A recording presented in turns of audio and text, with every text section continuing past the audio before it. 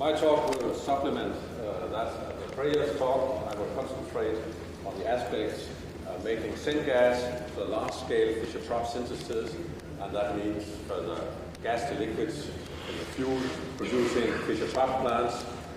And first, I will show you this one, which repeats the statement of Dr. Dry. The syngas part of a Fischer Tropsch plant is the most costful, although the manufacture of syngas is very efficient. It involves a lot of exchange of energy, and therefore you need big heat transfer surfaces, heaters, and so on. And that is the reason that it takes up 60+% of the investments. Therefore, there is great interest in further improving the existing technologies. That means steam reforming process, the thermal reforming, and there is naturally also an interest in finding new routes for Fischer Tropsch synthesis gas. First, let us look on a flow sheet of a Fischer Tropsch plant, and you will see from this that in order to make the syngas unit small, you should have a high conversion per pass. If you have to recycle some of the non-converted, the lighter hydrocarbons, it means that proportionally the syngas unit will be larger. So the name of the game for an efficient process is a high carbon efficiency for the once-through operation to minimize the syngas plant. And that means also that it's very important that the syngas composition is tuned to the requirements of the synthesis. So let us talk a little bit about that.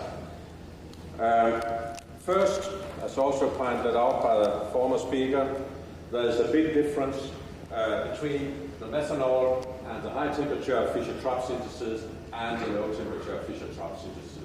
And the difference is that CO2 is an inert. It means first that if your syngas has a lot of CO2, you have a carbon loss.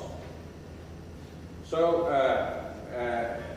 it also means that with CO2 as a reactant in the methanol synthesis and the high temperature synthesis, you have another requirement than for the low temperature Fischer Tropsch. If we look here, you have for the high temperature processes that you should aim at a module hydrogen minus CO2 divided by CO plus CO2 at around 2. Then you get the maximum conversion for the methanol synthesis and probably also for high temperature shift. This shows how you can achieve these ratios by means of thermal reforming, adjusting the steam carbon ratio. And you see that the steam carbon ratio has no impact really on the module. The temperature is also minor importance. However, if we go to the low temperature Fischer Tropsch, the important parameter is the hydrogen to CO ratio. And you will see that in an thermal reformer how this strongly depends on the operating conditions, the temperatures, and also the steam carbon ratio. So you need to use high temperature and low steam to carbon ratios to come close to the module of 2. That is not achievable precisely. You need either to take out some hydrogen, you could use that for the hydrocracking, or you need to add some CO2 that could come from your recycle, but then you increase the size of the unit. One could also consider whether one should use CO2 reforming. This is obviously or apparently a process which receives a lot of public funding because we see a lot of paper on CO2 reforming. But this reaction is, provides a much lower hydrogen to CO ratio than required from the Fischer Tropsch. Also, in most cases, the CO2 is rather costful because you have to compress it to the synthesis or to syngas pressure. So in practice, although this is an interesting reaction, in practice this reaction has very little industrial importance. If you evaporate this at pressure, you cannot achieve full conversion. You will have a methane leakage, so you have to add steam in order to get full conversion.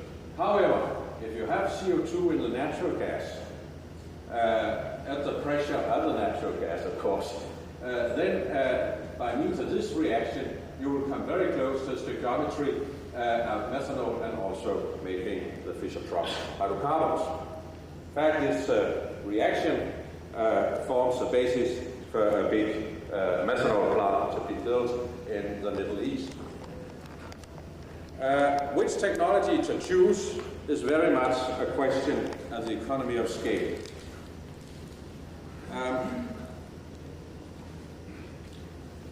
At very small capacities, the tubular steam reforming process is still the preferred choice, even with a recycle of surplus hydrogen to reform as fuel. For the mid-size, we start to suffer from the economy of scale of the tubular reformer. When you double up the size of the tubular reformer, you also have to double up the number of the very expensive reformer tubes. So you have an economy of scale represented by the blue curve, whereas when you build an oxygen plant, the economy of scale is much more favorable. So at today's world-scale capacities, between 2,000 and 3,000 tons per day, you will make a process with a combination of the tubular reformer followed by a secondary reformer, and by means of this you can also tune the composition of the gas. For very large capacities, and what we talk about for the big gas to liquid plants, you would, with today's technologies, base yourself on autothermal reforming. And then we come to the question of how to tune the gas. Here I show you an example of the combined syngas unit. This is a photo taken in Norway during summertime. You see, in order to apply a very high preheat temperature in the tubular reformer, there is a pre-reformer, that is the small reactor here.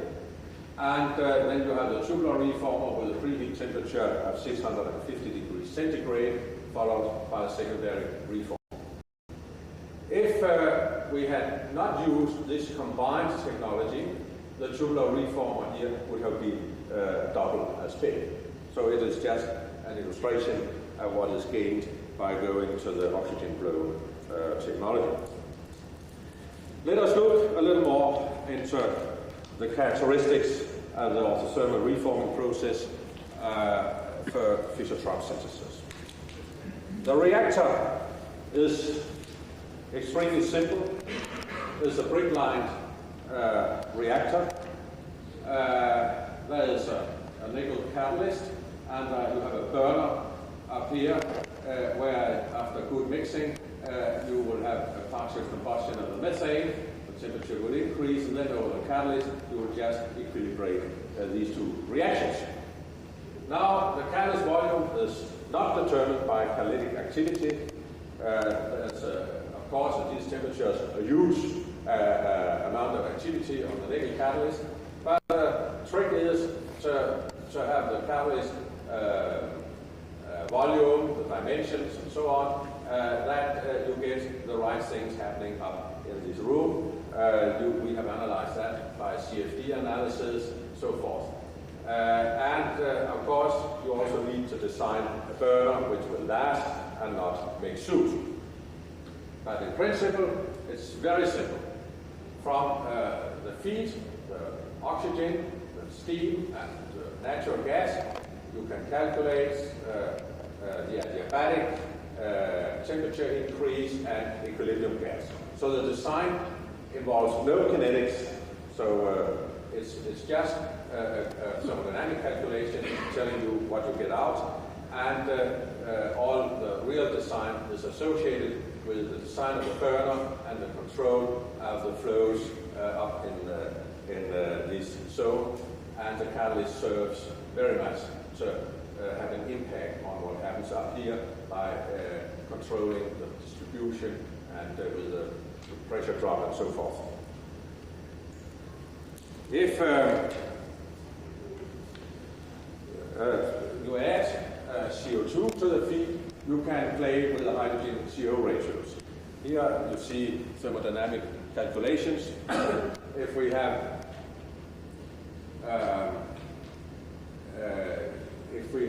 no CO2 present, it is difficult to come down in the hydrogen CO ratio, but when you add a little bit of CO2, it's very easy to produce syngases with almost any hydrogen CO ratio. The big problem or the constraint in the thermal reforming process you have to control is the soot formation up in the empty space. You can easily have these reactions running, and that is the reason that you need to add a certain amount of steam. We have studied that in great detail in our pilot plant in Houston, processing 100 normal cubic meter of natural gas per hour, and here you see the top flange and the burner. And we have mapped that and demonstrated that we can, with the right burner design and configuration of catalyst, run at rather low steam to carbon ratios. Some of this has been demonstrated in one of the plants at Sasol with a steam to carbon ratio of 0.6, resulting in a hydrogen CO ratio of 2.45. But as you can see in the power plant, we have been operating with a steam to carbon ratio here of 0.36 and achieving a hydrogen CO ratio of 2.14. And if we add a little bit of CO2, we can easily get down below 2. So this means that orthothermal reforming technology is available and it can make the syngas with the right hydrogen CO ratio. Now let us look at what could be alternative routes, because still the syngas plant amounts to 60% of the investments. For the oxygen-blown reaction, there are in principle 3 different ways. First, you can do the partial oxidation, the non-catalytic Cox reaction. You need to add more oxygen than in the orthothermal reforming process in order to burn out the soot precursors. In the orthothermal reformer, the soot precursors will burn out in over the catalyst, so if the residence time and so on is correct in the empty space, you avoid soot. So you need to add more oxygen to achieve this temperature. And this means that you will get a hydrogen CO ratio of, say, 1.8 or 1.7, and that is too small for the low temperature Fischer Tropsch. So in fact, in Malaysia, in the Shell plant using Cox, you have to add a tubular steam reformer, and that costs money. The orthothermal reformer adds less oxygen and also steam, so the maximum temperature is smaller, and then you get out here. But you could ask yourself, why not do this catalytically? Why not replace the burner by a catalyst? And you could add to that, why not try to control the stream reaction, the conversion of methane with oxygen to CO plus 2 hydrogen. This has the beauty of having a very low heat of reaction. Now I use kcals instead of kjoules, so then it's smaller. But it's a very nice reaction. You could dream of having that performed at low temperature. It would be a very easy reactor design. Also, as demonstrated by Lanny Smith, the reactor would be very small. You see here our pilot plant in Houston. This is a full-size monotube reformer, and here we have the orthothermal reformer, the blue one, and this is a drawing of a CPO reactor if that was installed in place. So it's a very small thing. Of course, I said that the reactor volume in the other reactor is not determined by kinetics, but to overcome the right flow controls. I have not shown what is around this CPO reactor in order to minimize the risk of explosions when you operate at high temperature and so forth, but still it could be an interesting alternative.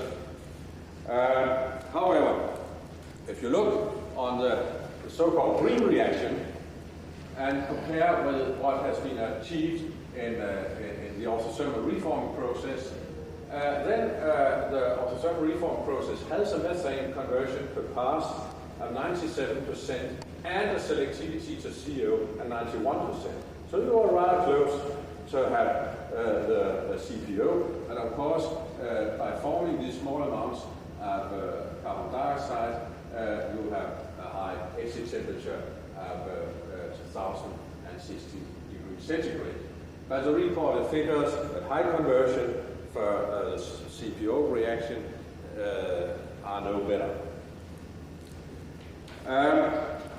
Another alternative would be to look on the costs of the syngas plant, and then you can say a major part, 40%, is related to the oxygen plant. It was discussed already before during this session, but you could say, why have an oxygen plant? Why not use air and run one through?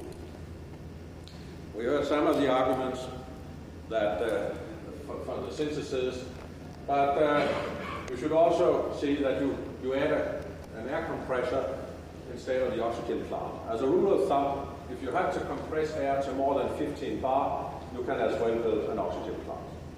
Then you can calculate what would be the partial pressure of CO and hydrogen in the synthesis and use the kinetics, wrong or true, by Mr. Bright, and then you can see that you have a strong dilution effect. And from an engineering point of view, you should also think of the gas streams. Here, the width of the arrows represent the gas streams, the blue arrows. And this was an example, a flow sheet calculation we made. But you see that you have very small streams in the oxygen plant, oxygen-based process, and you have a very small recycle, and then you of course have a few curves. Then if you start with air, you see you have less steam because you have to add more air than in the autothermal reforming in order to get the right temperature for the right gas composition. And then you start to really have big gas volumes for your heat recovery, and it follows you, and you have a huge exit stream of fuel gas, and then if you build a power plant, you can argue whether you have a flow sheet scheme with or without batteries. This, the only argument I have is that one has really to do the full engineering analysis and also assess the kinetics in the synthesis. Also, when you operate with air and at high temperature autothermal reforming, you can't avoid that group 8 metals will equilibrate the ammonia synthesis, so you will have traces of ammonia coming through. Here, of course, you have a much higher nitrogen pressure, so you will have more ammonia, and that might influence the performance, I don't know. Another way of solving the problem with the oxygen plant is the use of an oxygen ion selective membrane. Here we have the flow scheme of the traditional autothermal reforming based process, and here we have the catalytic membrane reforming. With the gray pieces of equipment, they are the same for the two processes, but you will see that when you start using the membrane reformer, you have a huge feed effluent heat exchanger, and again you have an air compression. However, the pressure here is far, far smaller than in the other flow scheme. The pressure, you only need to compress in order to have this circulation of the air. What we did was to make an engineering analysis where we said, okay, we take the gray pieces out because they are the same, have a balance. Then we took what was equaled out, and we knew the cost of that, and also here the compressor, and also that exchanger. So we put that on, and then of course there was less equipment down here, and we could calculate the difference, what would be the cost of these black boxes. And for sure, if you have it for free, there's a big saving. If you have the same price per kilogram as up here, you have a saving, but it's not a revolution. The diffusivities which have been reported are really have a size that is doable to make ceramic membrane reforming according to our assessments. You can do it with reasonable sized reactors, but I think the feasibility is still to be assessed because there are many problems to be solved in this technology, and in particular if you want to apply it for large scale. So in conclusion, syngas manufacture is efficient. You have a high recovery of all the energy you put in, but because of that high efficiency, which is essential, it is costly. It amounts to roughly 60% of the cost of a gas-to-liquid plant. Today, with the demonstrated technology, autothermal reforming is the cheapest solution. For a smaller scale, combined tubular reforming and autothermal reforming is the optimum. In any case, if you have CO2, say it's up to 20% in the natural gas, the tubular reforming, and also to some extent the autothermal reforming becomes cheaper. The future trends, for sure, if you have to make a breakthrough, it should come from making cheaper oxygen, because the autothermal reforming reactor itself is a very cheap piece of equipment, and the catalyst, unfortunately, also.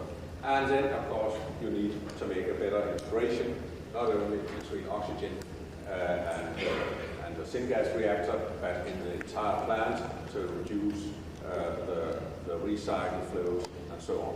So, thank you very much.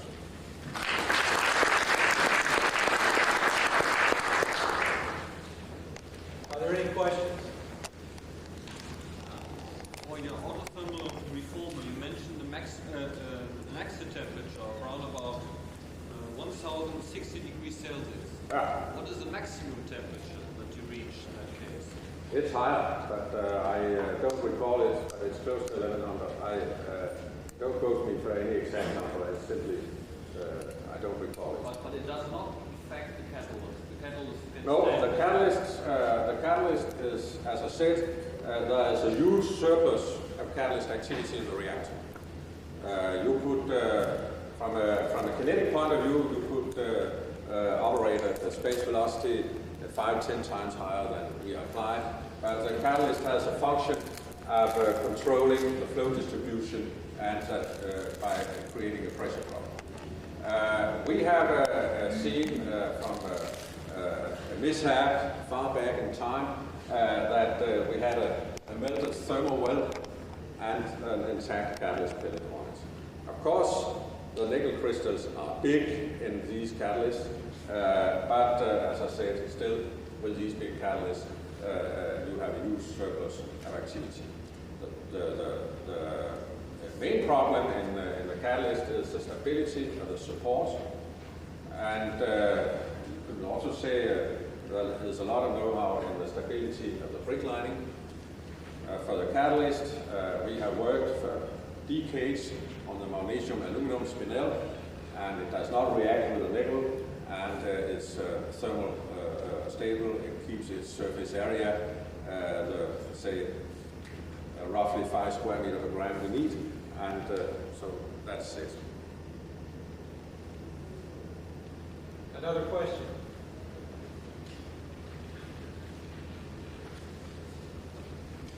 Well, let's thank Dr. Rostrup-Nielsen.